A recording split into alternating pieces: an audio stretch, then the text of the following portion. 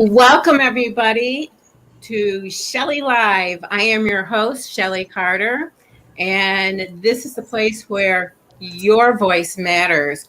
And so we have four guests on today who are with or five of us that are with Transformrace.com. And so I would like each of them to share a little bit about themselves, because part of why we're here is everyone here is leaders in their specific field that have a passion and a heart for community, and that everything works for everybody in their life. So I'm going to start with Otis. Otis? Sure. My name's Otis Dominique. I was born and raised on the south side of Chicago. I'm a lawyer, and my focus is advocating for individuals accused of crimes and really making sure and ensuring that their path to justice is paved in the Constitution. I have my own practice here in Chicago, and I'm proud to say that this is my 19th year practicing law. Wow. Yeah. Wow. And then, the last thing I'll share about is I'm one of the co-founders of Transformrace. Yeah. And it is an online town hall conversation that we facilitate, where we give everybody the opportunity to listen, to discover, and have authentic dialogue about race and racism, and ultimately take actions that lead to transformation, the transformation of our relationship to race and racism. And I'm really happy that you invited me here today, and I'm happy to be here. I'm glad you're here. And one of the things, as we've all discussed and talked about, is that there's nothing wrong with race and racism, and it's what you do with it that makes a difference. So, sure. Absolutely. Yeah. So, Dawn. Yes. Hi. Thank you. You're welcome. Thank you for inviting us here today to have this conversation. I'm thrilled you're here. We're thrilled to be here. So a little bit about me. I am someone who has worked in the field of human resources and disability advocacy for over 25 years. Wow. I'm also an attorney like Otis. However, I don't practice. I work inside of nonprofit organizations and currently in healthcare. And I also work on the board of directors for a couple of organizations. One is an arts organization for inclusive archiving of arts, and another is Whole State Leadership, which is an organization that several of us are involved in. And, I really I'm involved in a lot of diversity, equity, and inclusion work through my career, through my work. And I am really committed to people experiences, spaces where they have a sense of belonging and being valued in the moment, right now, right where I am. And so that is part of why I am in the conversation with Transformrace, and really trying to take this conversation out into the world where I'm doing my work and interacting with friends and family as well. Yeah, that's awesome. Yeah. And I know one of the conversations that we're going to be bringing up later is the impact that this conversation and the stress of, I'm going to include COVID and all of what's been happening this last year, and the stress of it all, the impact it's had on your body. And stay till the end of the show, because we'll have some tips and things that you can do to help yourself through that process and calm the emotions and the nervous system. So Bruce, we have Bruce Hodes here. Thank you. Thank you, Shelley, for having us. And hi, everybody. And Transformrace, it's just great to be with you on this call. The best thing about me is my three grandchildren. Sienna is 7, and Caden is 3 and a maniac, and Bria is a year and a half. I also run a consulting company and have an international practice. Okay. And for me, what we are about at Transformrace is, and certainly what I'm engaged in is shifting the context that race and racism lives in a way that empowerment, enablement, and action occurs. And the other thing that I think is unique about Transformrace is, there's a lot of aspects to this issue. There's there's anger, there's frustration, and for me, we're the space that human beings can come and engage in this. And what is the possibility of human beings coming and engaging? And that's what lights me up. That's what engages all of us in this, in human beings present themselves in the town hall. Now, I know we're going to get into this in the show, but since we're on the topic right now, what is the difference between human being, capital BEING, versus doing or anything else? Bruce? You brought it up. Bruce, you brought it up. Bring it up. No, actually, anybody can, engage in that. So, but by the way, human being can encompass it all.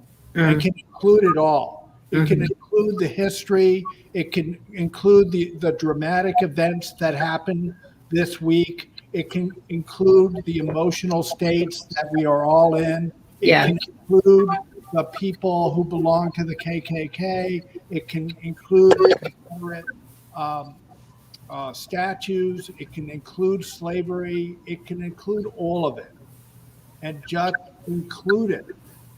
And from there, something will arise. Interesting. So I would like to hear from those that are listening in. Send us comments. As my daughter would say, drop it in the box and enjoy, but join the conversation today. We really do want to hear from you and what's on your mind about race and racism and the do's, the don'ts, the goods, the bads. Just like, this is a safe space for everyone to be able to say what's there for you. So please join us. John? Hi, I'm John Savage. I'm actually the founder of Whole State Leadership, and I'm a musician.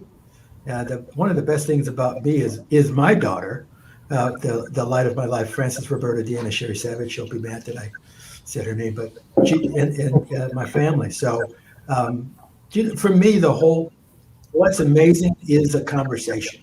Like, we're engaged in creating a conversation. So first of all, I think that in this time, the fact that the conversation is so palpable and it's global, and there's the media outlet, so there's an opportunity to really shift the conversation, transform the conversation, create a new reality inside the conversation, in the space of being in conversation. So the Whole State Leadership, it really is involved in supporting projects with people who are out to make this place we all call home work for all of us. And as such, I'm supporting Transformrace.com, and also you, Shelley, inside of what you're up to with Alder Healing Center and this show. So that's what I'm doing. Yeah, that's great. And it's interesting as I work with different clients and looking at, well, some people say I don't have a home anymore. Some people say my home isn't here on this planet, it's somewhere else. So wherever your home is at, and maybe it's like this conversation is for you. So please join in, leave us comments, and let us know you're listening. You can send us a thumbs up or just say, hey. So the topic of conversation, as you probably are aware of now, is transform the conversation, race and racism. And I also want to point out is Transformrace actually is an event. You do need to sign up for it. So we've got the link at the bottom. So make sure you sign up, because that's where the juicy details go way much deeper than where we're going to take it today. So please join in. So the touching points of today will be, what does it look like to be collectively complete of our past? What does that even look like? And what does that even mean? So Dawn, I'm going to have you go ahead and start with that conversation, and everybody can join in. Hey, can I ask before we do that, Otis, can you say a little bit about, since you lead the town halls, what is Transformrace? What is that organization? I don't know. Did we say what the organization is yet? We're not getting there yet. It's Okay. part of the program, though. Okay. But just take it away. Oh, okay. I said a bit about it in my introduction to give you a bit of background about it. Well, it's not, it wouldn't be totally accurate to say that the impetus was, what happened with the events surrounding the murder of George Floyd. I would say more accurately stated, that's kind of the straw that broke the camel's back that had me get into action. What we're dealing with regarding race and racism has been something that's been on my heart to actually do something about it for a long time. But I was sitting on the sidelines, like humans do, regarding things that matter to them and that's important to them. Mm-hmm. And it took an event like that to actually have me actually get on the court, if you will. And so, So I'm going to stop you for a minute. I'm just going to ask the audience, how many of you feel in your life you've been sitting on the sidelines or feel like your voice has been squelched or your voice doesn't really make a difference or you're just one person? So, Otis? Sure. And so, I have a background in professional development and transformation of individuals, really supporting individuals to be empowered and, to take on their lives in a way that has them pursue what matters to them and what's important to them. Mm-hmm. And for me, that even made it, that much more unworkable, that I have that skill set, that training and development, and my voice was not being added to make a difference in terms of what we were dealing with around racial relations here. And so, I called up a colleague of mine, a friend of mine, and I shared with them. Like I said, look, we need to add our voices to this conversation. What can we do? And so we bounced around. We were meeting. We met some other.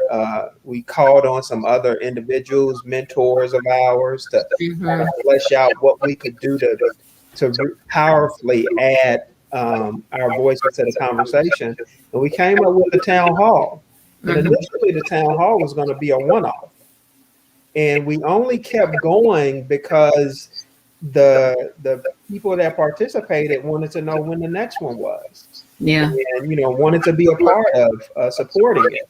And so it's kind of organically grown. We had our first town hall in September of last year, and we've had one each month since then. Mm-hmm. And so, essentially, look, what we're saying is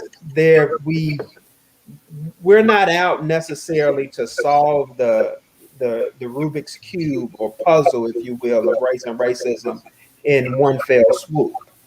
However, what we want to do is give individuals and ourselves an opportunity to come together and actually discover what will make a difference in dealing with incidents like George Floyd, incidents like Ma'Khia Bryant that just happened, minutes before the verdict in the Derek Chauvin case came out. Because we may not have the ability to control what happens out in the world. However, we do get to control who we be, how we're being in the face of that. Right. So all we really want to do is empower individuals to have a powerful voice and a place to stand in the face of race and racism and racialized incidents. Yeah. So, and that can look like a lot of different things. And so, I'm just curious. I'd like to hear from Dawn and Bruce on that topic and your thoughts and what do you want to say? Yeah. Well,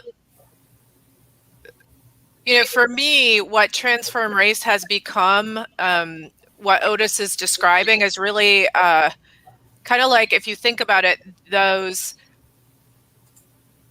from the beginning of man, right? These circles that have been important for us as communities to come together. And if you think about it, back in the day, you would have had people being out and hunting and gathering during the day, and then coming back and sitting together in a circle and sharing stories and being connected with each other and pausing and talking about what they were dealing with.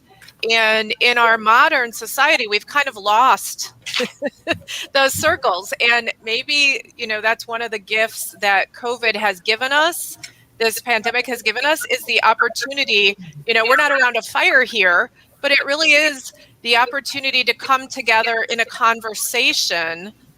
And we talked about getting complete, right? Like the idea of being complete, if you think about a circle, it's whole, it's complete. You don't break the circle. And if you were to fill up that circle, color it in or fill it up, that's the origin of the word complete, right? To fill something up. And I think so many of us this year, with everything going on with the pandemic and the social injustice, we are feeling emptied out. We are feeling depleted. Yeah. And the Transformrace conversation is really an opportunity to fill yourself back up, to be in a conversation that really allows you to say and express what there is to say and express in this area, and to do it in a way that's guided so that we all walk out looking at who we get to be in the face of that, and what there is to do in terms of the next actions to take, whatever we're committed to. Right. So for Otis, it's with his clients, and for Bruce, it's with the organizations he's working with. And, for me, it's going back into the healthcare environment, and we have people who are entrepreneurs and ministers and teachers and every walk of life who participate in these conversations, and use the conversation to fill them back up, to go back out into what really matters to them and make a difference out in the world. And that's what I love about the conversations, is it gives us an opportunity to create together. Yeah. And really connect with each other. I love what you said about the circle of community and how it used to be back in tribe. And I think, because I have a strong Native American background, so I always think about the tribe, and the storytellers were those who were the grandparents and things like that. And one of the things I hear often from my clients is, I'm grateful for the I'm not thrilled about the situation that has happened, but I'm grateful for what has happened, because it's really gotten me back to what's important. And that's, I realize we've been running around taking our kids here and there and going to this event and going to that event. And now that those events aren't there, they're reconnecting as a family. And our world is different today, because everything is so transient, meaning that people are coming in from different countries and traveling all around the world. And family today looks so different than what family looked like back in tribal days. So it's been, one of the things I hear is how our whole block has, gotten together as a community, coming together where that wasn't happening before. So I really love what you said about the circle and coloring in the circle, because I'm all about color, and you can take that and look at it in lots of different ways, right, John? Well, it takes all kinds, doesn't it? I mean, the world is built on all kinds of human beings. There was a wisdom far greater than us that created the world this way. And again, the challenge is for all of us to figure out how we all make it work for all of us. And that's what we're just playing inside of that conversation. So what's your answer to that? What's my answer? How do we all get along?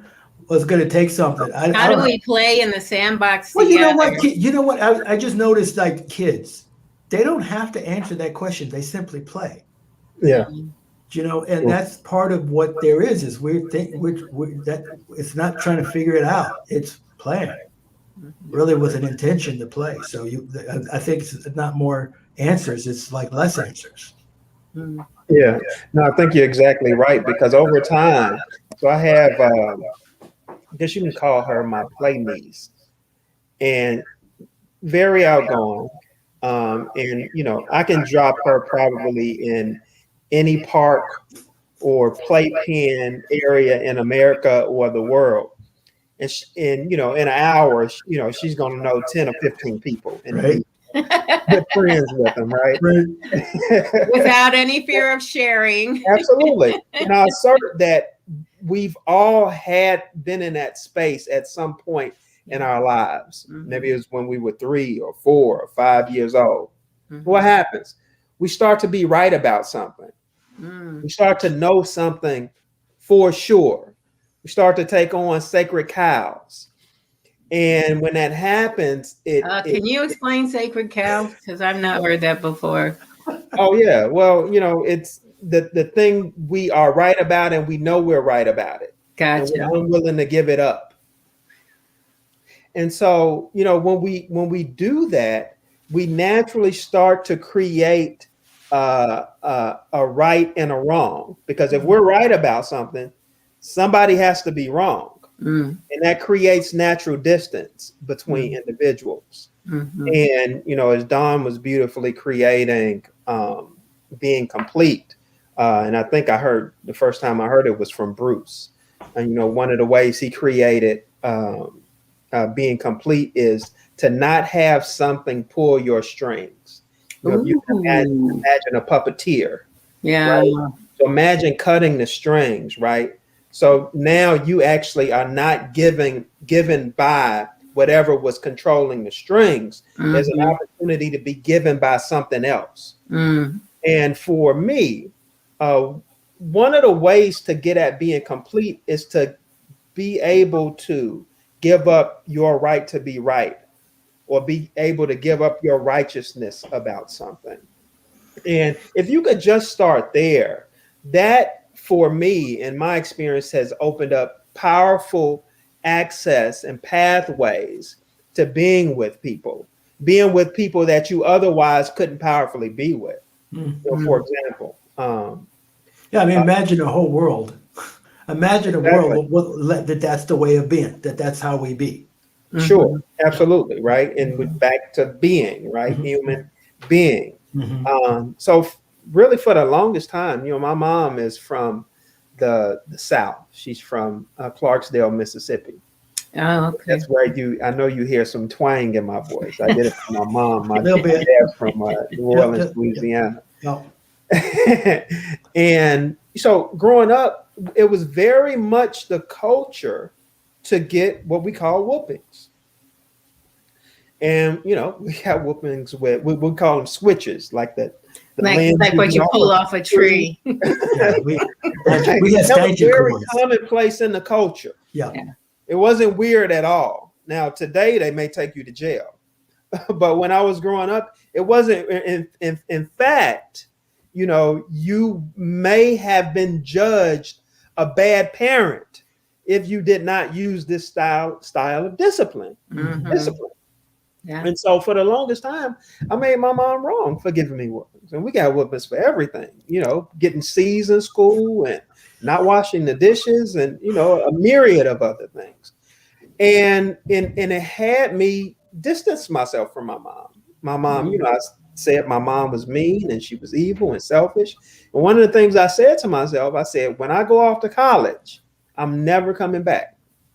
And it wasn't until I was able to give up, right? There was something incomplete inside of my relationship with my mom. Yeah. It wasn't until I was able to give up being right about her being mean, evil, and selfish that there was an opportunity for us to connect. And when I was able to give that up, I actually saw my mom in a completely different light. The neighborhood I grew up in was drug infested, gang infested. If you look at a number of my friends that I grew up with, a number of them went to prison or jail or both. A number of them ended up dead. A number of them are just in precarious positions today.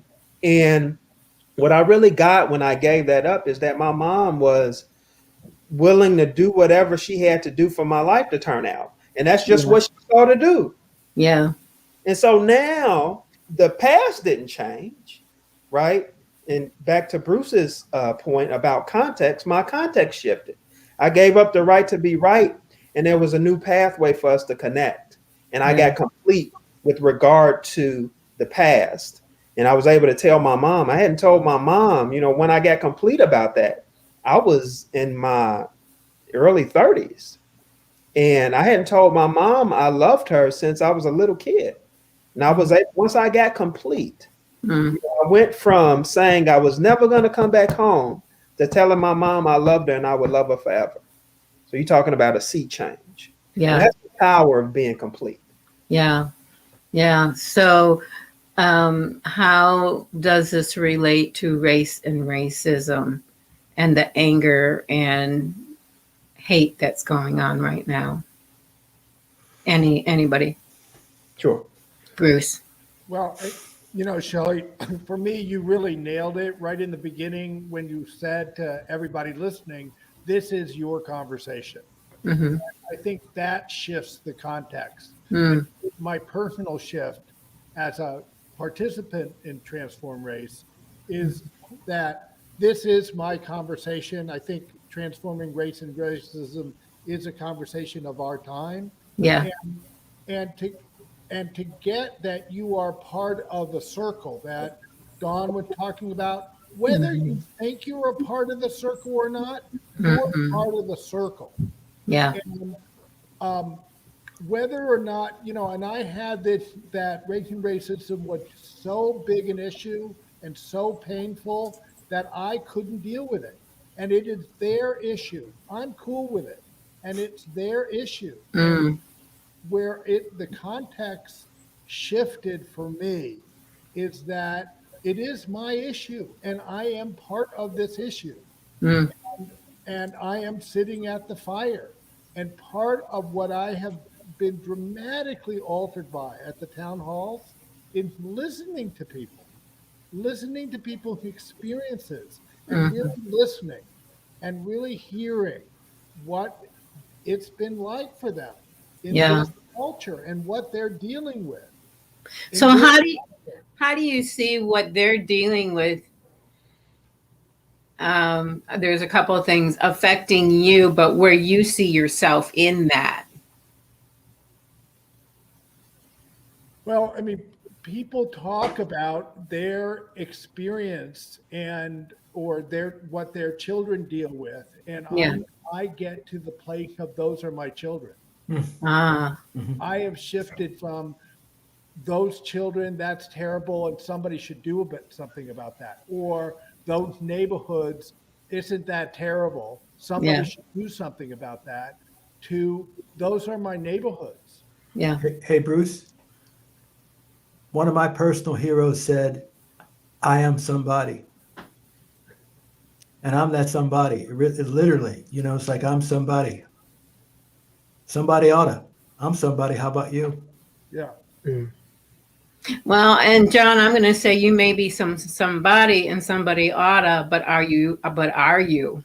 No, that's my whole point is that, you know, when I heard that, you know, I am somebody, because everybody's always talking about somebody, like Bruce said, somebody oughta. Well, I'm somebody. How about you? I'm somebody. Where's the somebody? Somebody oughta. I'm somebody. You're somebody. And you're stepping up to the plate. Is that what you're saying? Absolutely. I'm somebody. I'm the one. Yeah. You know, like getting on the court, like, you know, for most of my life, like growing up, I remember as a kid asking my mom, how come I can't drink in that water fountain? You know, like you know, that I was born I won't give my age, but, you know, I was born at a time when that. You know what? You're going to be timing yourself anyway. Some of that stuff was still around, you know, why could, you know, how come? You know, so, you know, now I'm committed. I know what it's like to grow up in all people are committed. All people are created equal except y'all. I know what it's like to live in that world. But I also have spent most of my life, a big part of my life, transforming what's possible for me and other people. And that's the work that I'm doing now. It's really challenging people and inviting people and empowering people and coaching people to really express themselves inside of what we're all committed to. I think at the end of the day, all we want to do is just to have life work for us, our kids. And Bruce, you talk about that circle. Well, if you ever stood back and looked at the earth, we're all on that circle. It's a place we all call home. Yeah. Yeah. Well, and the other great thing about what Bruce said about the circle is, there's no hierarchy in that circle. We are all a part of that circle, and there's no hierarchy. We're just there shoulder to shoulder, eye to eye, face to face. And, what really called me into the circle, and Shelley, you asked about getting complete and how does that relate to race and racism. I think for each of us, we have our own whatever is there personally to complete, no matter who we are. We're all a part of this, like John said, like we're all a part of this circle called the earth. And for me, I'm someone who went through a very traumatic experience when I was 4, and that had nothing to do with race. And then I became an adult, and when I would get in some of these conversations, like there was a literal, like, physical response to people's anger and upset. And of course, what I was seeing happening with my friends was upsetting to me too. But just, I started to notice that dealing with other people's upset could upset me, but it was like in a physical way, right? Like my chest would constrict. Yeah. My heart would start to pound. And I started to identify that my own brain patterns were causing me to pull myself out of the conversation and not be a part of it. And this, Transformrace gave me an opportunity to really pull myself into the circle again and not withdraw. My tendency when I get threatened like that is like to withdraw. And I think, a lot of times we have an experience of threat when we encounter somebody who, is unfamiliar to us, or when somebody is angry or upset and we don't know how to deal with that effectively. Or they're just dealing with something that we don't even feel like we're big enough. Like, John was saying, like, we feel like somebody ought to do something, but I can't do it. I'm not big enough. Right. And here I am dealing with my own things, but I started to really get interested in and look at, like, there are so many of us dealing with trauma, and, some of us have been diagnosed with PTSD, and, I saw a statistic, 70% of people in the United States have experienced some kind of traumatic experience. And certainly we have historical trauma and generational trauma that we're dealing with. And then the personal trauma that some people deal with living in a neighborhood, where they have to deal with things that I don't have to deal with, or, whatever, right? Whatever life has for them. So I got really interested in that and saw a statistic from right after George Floyd's murder about 30 to 50% of the people who have been subjected to police violence are people with disabilities. And it started to have me really start to look at, how do we actually take care of people? How do we take care of people who are dealing with trauma? How do we take care of people who can't hear an order? How do we take care of people who are dealing with some sort of physical manifestation of something that they're dealing with that other people don't look at and, understand, and so they get threatened? And so how do we as a community take better care of each other and be more in tune with what we're dealing with together and collectively? Yeah. The question of how do we, that's the question that we focus on versus the context in which that occurs in. So, I mean, Otis was brilliant in talking about whooping. and whooping then and whooping now, there's still whooping going on, but the context in which that happened, it's different. In Otis, it was the thing to do, and now you could go to jail. It's the same thing. What's happened? It's like if I put this in front of all of us, I said, what is this? Otis, what is this? Finger. Yeah, if we're talking about anatomy, thanks. But if we're talking about numbers, it's a 1. And if we talk about direction, it's up. But what's changing here? It's the same thing, but something changing, and it's the background conversation. But what is contact? Contact is the background conversation that gives meaning to the foreground. And so what Dawn is talking about in what needs to shift so that people with disabilities, when they're engaged with the police, there's a different outcome. What is the background conversation? There's a background conversation that has shifted around police shooting people. That's shifted. That's shifting. And the conversation, race and racism. That's what I'm saying. There's a conversation, right? And people are in a conversation in a way that, again, I'm 60 something years old, and in a way that I've never experienced. There's a conversation happening now. It hasn't solved anything yet. Sure. Right. Well, and even, there's that big context, right? For me, the context even had to shift. I had to shift from, I'm someone that this conversation makes me feel threatened. And because I have my own emotional response to things, I cry. And then I have to deal with, some people are going to say, okay, there's white woman's tears, and that means something to me. And I have to be willing to be foolish and be criticized for that. But the context shifted with this opportunity to really participate in this conversation for me into, this is a conversation I'm willing to take all that on to step into, because there's that much at stake for all of us in this big circle called the world. Sure. And then to Bruce's point, imagine if I was completely vested in the conversation that that was a finger, unwilling to give it up, right? And you have somebody on the other side that was completely vested in that it was up. People go to war over differences like that. And so all we're saying is, what is the context that's giving it, and does it ultimately empower you? And if not, let's look at creating a context that would empower you going forward. So what we're up to is a conversation and a catalyst for discovery that would empower humanity. And even if you're not interested in a new context, maybe looking at being open to be willing to look at that versus. Look, the best you can do is be open to looking.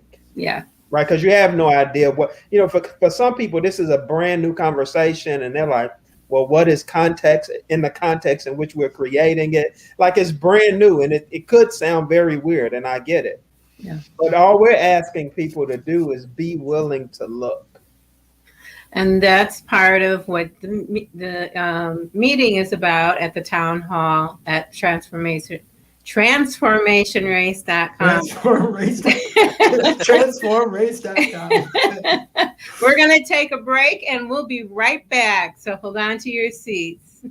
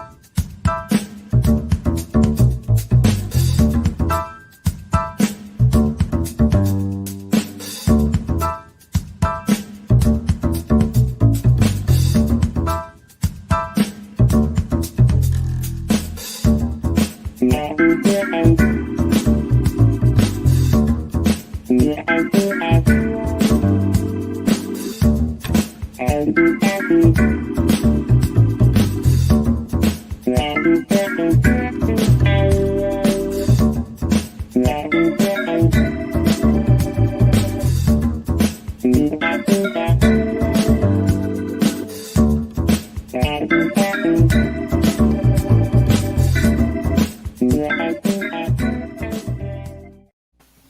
wait, there's more. Welcome. I'm Shelley Carter, owner, founder, public speaker, and teacher of Alder Healing Center in beautiful Lombard, Illinois. We are here to help you on your journey to health, well-being for your body, your mind, and your spirit. So come along the journey with us. We're happy to be with you. Our staff of trained professionals will help you get from point A to point Z and whatever that is in your journey. So come join us under the alder tree where magic happens. 630-328-3928. You can also reach us at info@alderhealingcenter.com to book via email, or you can go to our website at alderhealingcenter.com, book appointments there, and find out what else we're up to. So reach out to us today, 630-328-3928.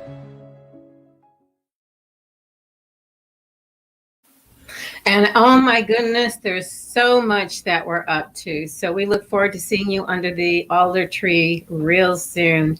And back to Shelley Live and the conversation of, it was brought to my attention, this is a quote from James Baldwin, "These are all our children. We will profit by or pay for whatever they become." And so, Bruce, I'd like to hear from you with that before we go into the next session. Well, for me, that's what's so. And until all children, and there are children that really are dictated to how they end up by their zip code. Until those children become my children, and that I'm related to that like I am with my children and my grandchildren, and owning how they get educated and what's possible for them. Yeah. The context of that shifts. Yeah. So that's where that quote is very empowering to me. In terms those are my children. Yeah. And they end up in a function of what I do, and then seeing that, and then so I'm engaging business people in owning that and saying, what are we, if we have people in our organizations that don't have a living wage, what's that about for us? Ultimately, let's think that through a little bit. That has implications. That's going somewhere. And where's that going? And business people are getting it.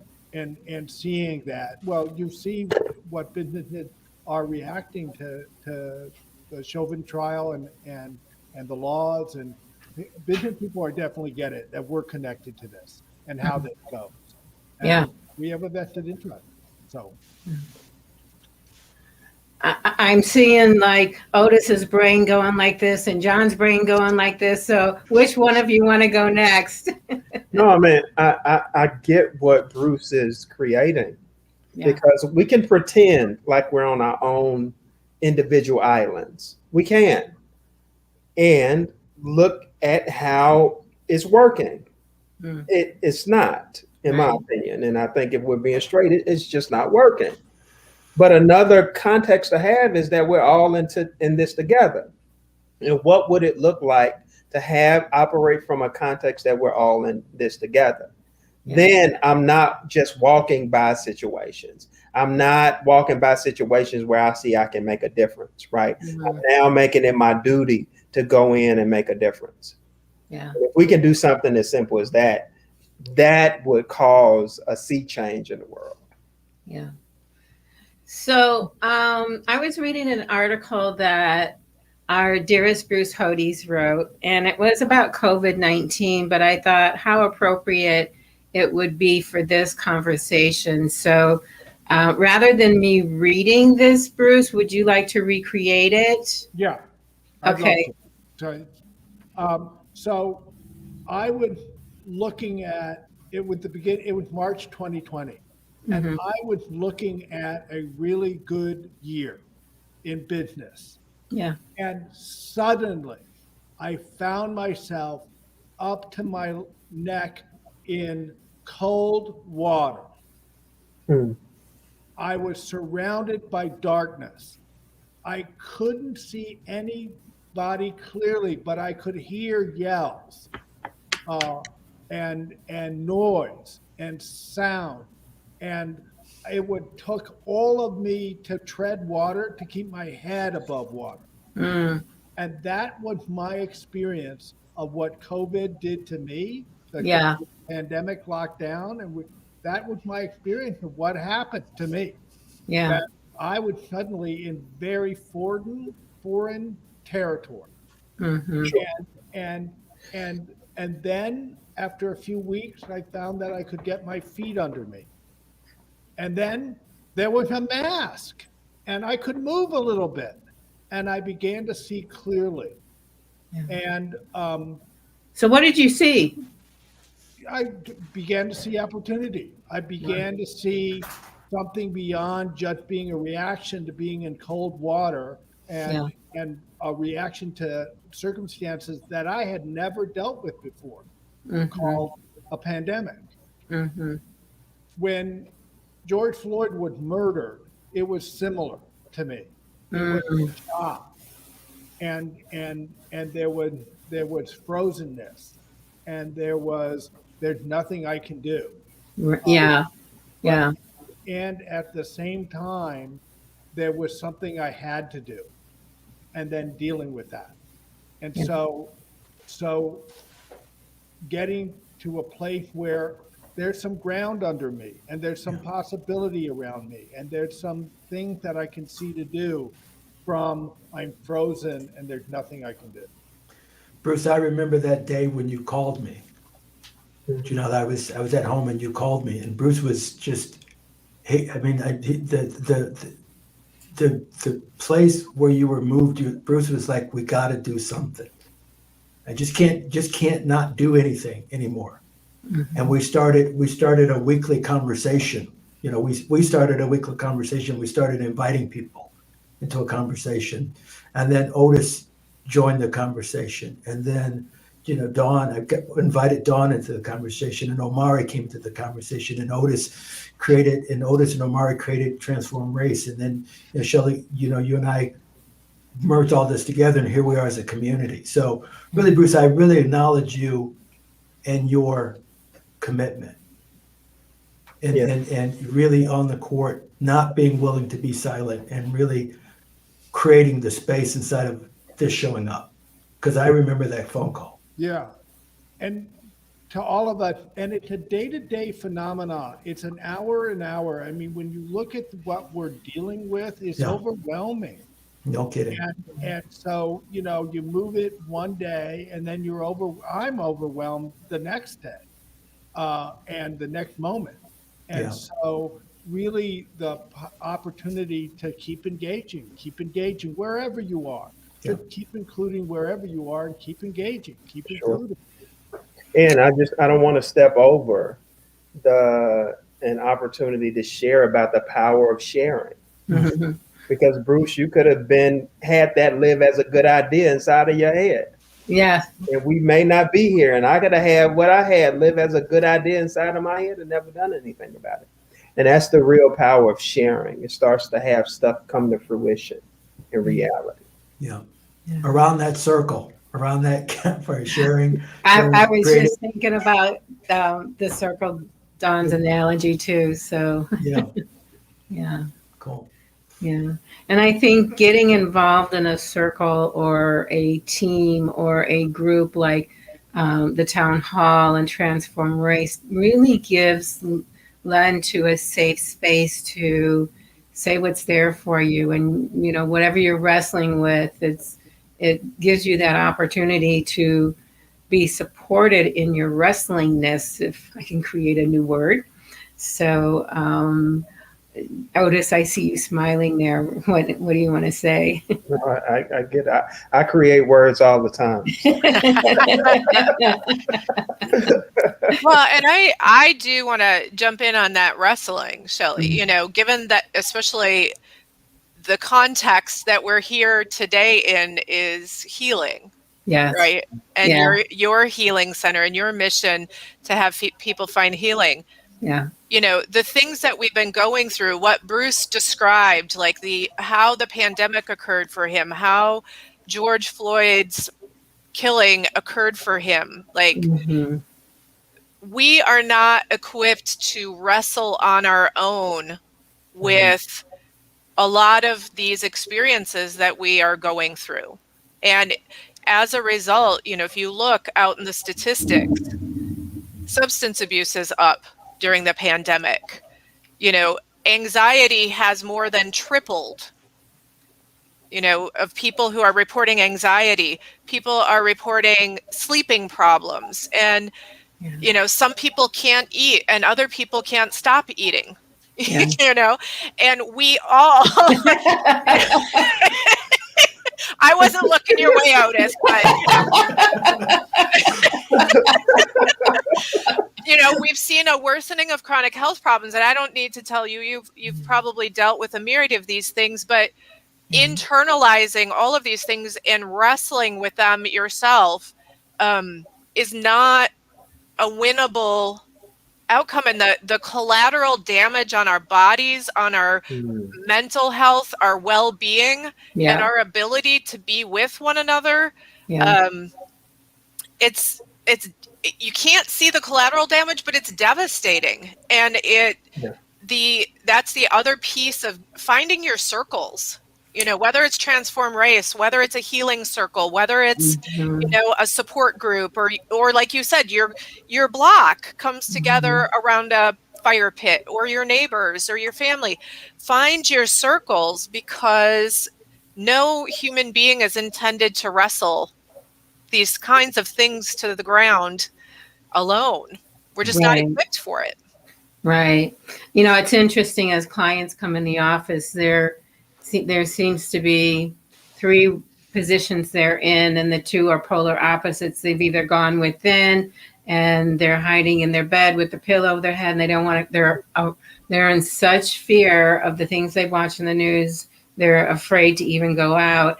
And then there is the other people who are, I want to say, they're acting out, you know, like children. So physical abuse, even with spouses and with children, have been, I mean, things that parents are dealing with their kids are over the top, because they're living in fear and not really knowing how to work through or manage some of those things. So part of what we do here at the center is we do help with some of what that is, along with the doctors they may be working with. So it's really, like you said, Dawn, finding your space, your people, your tribe that can help support you and lift you up in those spaces that you may not even want to be supported and you want to disappear. So all of you who may be dealing with depression or not wanting to be on this earth, I encourage you to actually reach out to somebody, call the office, call a close friend, talk to them till you're at that place where you think you can manage it yourself. Call your doctor or the hotline. So there is support out there for you. So don't think that you have to do this by yourself. And then, of course, then there's a safe space that is like the transformrace.com and the different meetings they hold. So you can actually have, because I find that a lot of it is having your voice heard, and having it be heard in a place with no judgment and where it's a safe place and you're supported. Yeah. Well, and I just want to point out, Shelley, that was brilliant. And, you know, that's just how our brains are wired. Mm-hmm. That is our amygdala response to threats. Yeah. So you either fight or you withdraw. And then there's a third group that freezes. And I would assert I'll be the voice for the third group that freezes. You know, that those are the people you're not even seeing. Yes. Because some of us during this period have just pulled ourselves in and yes, withdrawn, but like we don't know what to do. Sure. It all seems too overwhelming. And so it's like deer in the headlights, right? Like freeze. So, you know, all of that to say, it's part of how we're wired, and it helps us survive. And it can also be limiting if we don't have that circle of support around us to help us navigate through that until our nervous systems can calm down. Yeah. And so if you're one of those people where you feel in the middle, where you're frozen and you can't even pick up the phone to dial, just listen to your breath. Take some slow, deep breaths and listen to that. Notice what's in your room around you. Just, you can hug yourself and say, okay, I can get through this 1 second, this 1 second, this 1 second, until you feel like you have either the courage or the strength to reach out to somebody. So tomorrow, we'll see you. We're inviting everyone tomorrow to join the town hall. What time, Otis, what time is the town hall meeting tomorrow? Yeah, it starts at 6:00 tomorrow. And it's a fun conversation, right? We're dealing with a heavy, arguably controversial subject matter. Mm-hmm. But it's a platform to have your voice be heard. Because we talk about a safe space and a brave space, right? So we want people to be okay and not triggered, and at the same time have people be able to express themselves and say what's there for them.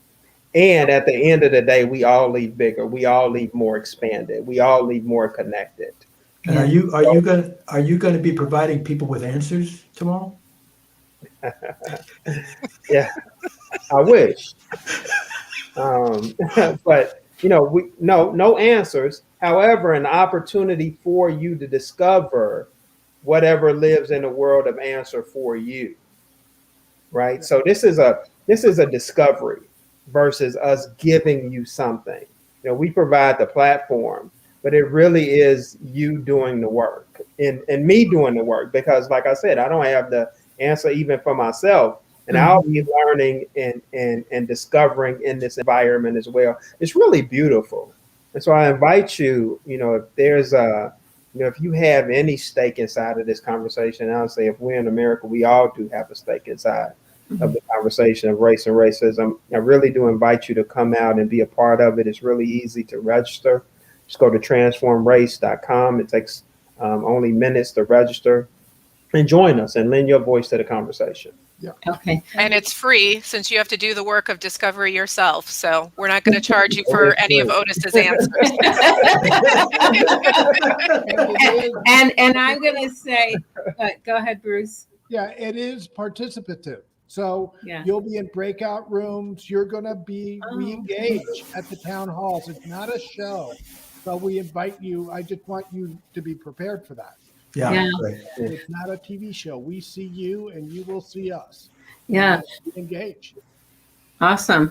And I'm also going to say to what Otis was saying, I'm going to say it's okay if you get triggered, because there's something behind that trigger that's just waiting to bubble up and be part of that discovery for yourself. Absolutely. So in that space, Absolutely. Be willing to be just present. Yeah, whatever way you are is okay. There's no way you should be or you have to be in order to powerfully participate in this conversation. Yeah, that's awesome. So where can we register? Transformrace.com. Okay, and it's just as easy as a click of a button. Just click register, put your name and email in, and we'll send you the link. Okay, and so there'll be a link that will be sent. And then what's the time again? 6 p.m. Central. So it's 6 until 8 p.m. Central Time. Central Standard Time. Okay. Right. And does the time change make a difference? Is that anything that needs to be talked about, or? Yeah, no, I don't think so. No. Okay. Any last words before we close out today? Shelley, thank you for this opportunity for us to give voice to this amazing conversation. Just thanks for having us. You're welcome. Amazing. I concur. Absolutely. Yeah. Thank you. Yeah, thank you. Thanks for letting us circle up with you today. I love our circle. So I'll be right with you guys. Just hang on for one moment. Don't go away.